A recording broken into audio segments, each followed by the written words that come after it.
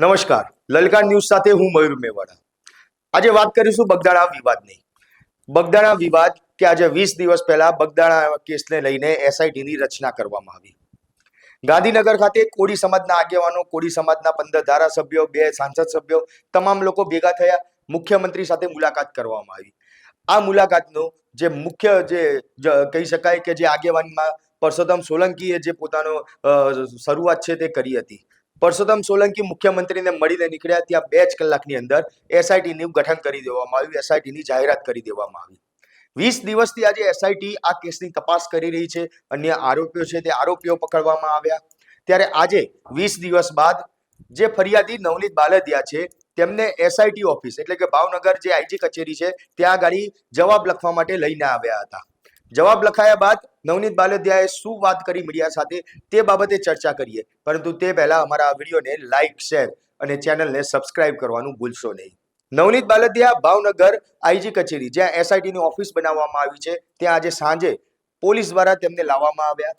તેમની તબિયત સારી હોવાના કારણે પોતાનો જવાબ લખવા માટે ત્યાં આગળ તેમને લાવવામાં આવ્યા હતા। 3 કલાક સુધી નવનીત બાલદિયાનો જવાબ લખવામાં આવ્યો, જ્યાં નવનીત બાલદિયાએ 15 જેટલા પુરાવા છે કે જે એસઆઈટી ટીમને આપ્યા છે, જેમાં તેમનું સ્પષ્ટ કહેવું છે કે જો આ 15 પુરાવા બાબતે યોગ્ય તપાસ એસઆઈટીની ટીમ દ્વારા કરવામાં આવશે તો ચોક્કસથી જે મુખ્ય આરોપી ઉપર જે આક્ષેપ કરવામાં આવે છે ત્યાં સુધી પોલીસ પહોંચી શકશે। તેને લગતા પુરાવા છે તે પુરાવા પણ તેને મળી રહેશે। તો સાથે સાથે બીજી બાજુ નવનીત બાલદિયાએ એસઆઈટીની ટીમ ઉપર એક વિશ્વાસ પણ વ્યક્ત કરતા કહ્યું કે તેમને ચોક્કસ વિશ્વાસ છે કે હવે તેમને ન્યાય મળશે। એસઆઈટીની તપાસ યોગ્ય દિશામાં હાલ તો ચાલી રહી છે। ત્યારે જ્યારે નવનીત બાલદિયાને સવાલ કરવામાં આવ્યો કે જો સમાજના કોઈ આગેવાનો દ્વારા આ કેસ પરત ખેંચવા માટે દબાણ કરવામાં આવશે તો તે કેસ પરત ખેંચશે કે નહીં, તેનો જવાબ આપતા નવનીત બાલદિયા શું કહી રહ્યા છે તે સાંભળીએ। પૂછપરછ મારી છે કે મારે જે નિવેદનો દેવાના હતા, જે બાકી રહેલા મારા જે પ્રૂફ એને દેવાના હતા એસઆઈટીમાં કે જે તપાસમાં કામ લાગે એવા મેં એ લોકોને એસઆઈટીને પ્રૂફ રજૂ કર્યા છે, લેખિત કર્યું છે। જે કઈ મારે દેવાના હતા એ બધું આપ્યું છે। એમની કોણ છે હુમલા પાછળ ષડયંત્ર? હુમલા પાછળ જયરાજ જ છે ખુલ્લીન। આ તો એસઆઈટી રચાણી છે, સામાન્ય કોન્સ્ટેબલને પણ ખબર પડે છે કે આ જયરાજ જ છે આમાં। એમની તો અત્યાર સુધીમાં હજી સુધી એક પણ જગ્યાએ હજુ પણ એ લોકો એમ કે છે કે ટેકનિકલ પુરાવા છે, એફએસએલ માં બધું મોકલું છે, એફએસએલ માંથી આવશે એટલે દૂધનું દૂધ ને પાણીનું પાણી કરી બતાવશે, એવું એસઆઈટી મને ભરોસો એવો આપ્યો છે। તમને જ્યારે માર માર્યો તો એ પછી એક આ જે ઈસમો છે માર મારનાર એમનો પણ વિડીયો વાયરલ થયો હતો, જ્યારે જયરાજ આહિર સમક્ષ તેઓ સામે બતાવી રહ્યા છે, એ બાબતે શું પૂછપરછ થઈ છે? એ વિડીયો છે એ જ કોને બતાવે છે એનો એફએસએલ માં રિપોર્ટ કરવા મોકલો છે, એ આવી જાય એટલે એમ કહે છે કે જે કાંઈ હશે સત્ય બહાર આવશે। નવનીતભાઈ, તમારા વિરુદ્ધ પણ આક્ષેપો થઈ રહ્યા છે જેમાં ગેરકાયદેસર ખનન હોય અથવા અન્ય પ્રવૃત્તિઓ હોય, તમારી ઉપર કેસ થયા છે। એ તો આ બધો મુદ્દો ભટકાવવાનું સામેવાળાનું ષડયંત્ર છે, એવું કશું છે નહીં।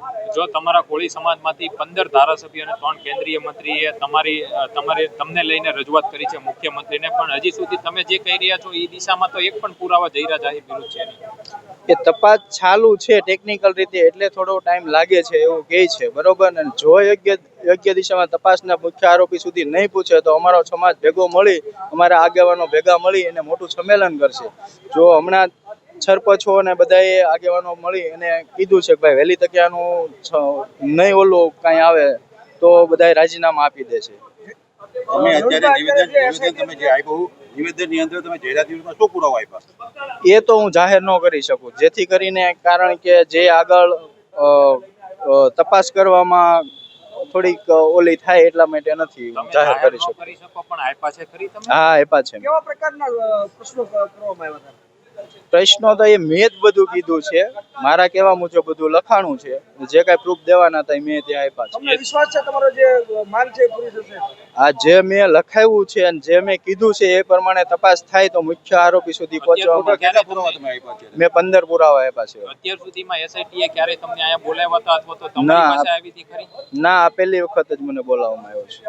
નિવેદન જે વિશેષ જે મારે આપવાનું હતું, જે મારે જે પ્રૂફ રજૂ કરવાના હતા એ મેં 15 મુદ્દા રજૂ કર્યા છે, એની ઉપર તપાસ થાય એવી મેં માંગણી કરી છે। અચ્છા નવનીતભાઈ, 3 કલાક સુધી મેરેથોન જે તમારું નિવેદન નોંધવામાં આવ્યું છે, કયા કયા પ્રકારના સવાલ તમને એસઆઈટી દ્વારા કરવામાં આવ્યા હતા? સવાલ તો તપાસનો વિષય છે. જાહેર કરવાથી તો તમને ખબર છે ને મને ખબર છે કે જાહેર કરવાથી આરોપીઓને ક્યાંય ને ક્યાંય છેડા કરવાનું મળે, એટલા માટે મુદ્દા જાહેર કરતો નથી. શું લાગે છે આજે તમારું નિવેદન નોંધાયા બાદ તમને હવે એસઆઈટી ઉપર કેટલો વિશ્વાસ છે કે તમને ન્યાય મળશે? જે મારા મુદ્દા છે એ પ્રમાણે જો તપાસ યોગ્ય થશે તો જરૂર મુખ્ય આરોપી સુધી પહોંચે જશે. નવનીતભાઈ, શનિવારે પણ 2 પીઆઈ નો જે અહીંયા તપાસ શરૂ થઈ હતી તે બાબતે શું કહેશો? એ બાબત તો એ તપાસનો વિષય છે, એમાં તો મને કાંઈ ખ્યાલ નથી. જે કાંઈ એસઆઈટી વાળા એમની પૂછપરછ કરી અને જે કાંઈ કર્યું એ મને ખ્યાલ નથી. સંદીપભાઈ, એક કોલ રેકોર્ડિંગ પણ વાયરલ થયું હતું જેમાં આરોપીઓ બદલાવાના આક્ષેપ થયા હતા. એ બાબતે તમે એસઆઈટી સમક્ષ કોઈ ખુલાસાઓ કર્યા છે કે કેમ? એ તો પૂછવામાં આવ્યું હતું કે ભાઈ આ કોઈ કહે છે કે ભાઈ એ મારો તપાસનો વિષય અમે જાહેર ન કરી શકીએ. તમે તમારી વાત ઉપર મુકમ છો? હા, હું મારી વાત ઉપર તમે શરૂઆતથી એવું કહી રહ્યા છો કે જયરાજભાઈ આહિર દ્વારા હુમલો કરાવવામાં આવ્યો છે, તો તમે એવું ખુલીને શા માટે નથી કહી શકતા કે તમારી પાસે શું એવિડન્સ છે? ખુલ્લીને કરવા મેં તપાસમાં જે એ લોકોને પ્રોબ્લેમ પડે, જે આરોપીઓ છે પ્રૂફ સાથે કોઈ છેડા કરે, એટલા માટે હું ખુલીને નથી કહેતો. તમે પ્રૂફ બધા આપ્યા છે? હા, પ્રૂફ આપ્યા છે. તમને વિશ્વાસ છે એસઆઈટી પૂરી તપાસ કરશે? હા, મને વિશ્વાસ છે, ભરોસો છે. આપ્યું છે કે ગ્રુપમાં કેટલા સાયન્ટિફિક પુરાવા આપ્યા છે? લેખિત આપ્યા છે. અન્ય માણસોના નામ પણ ખુલશે જે તપાસમાં.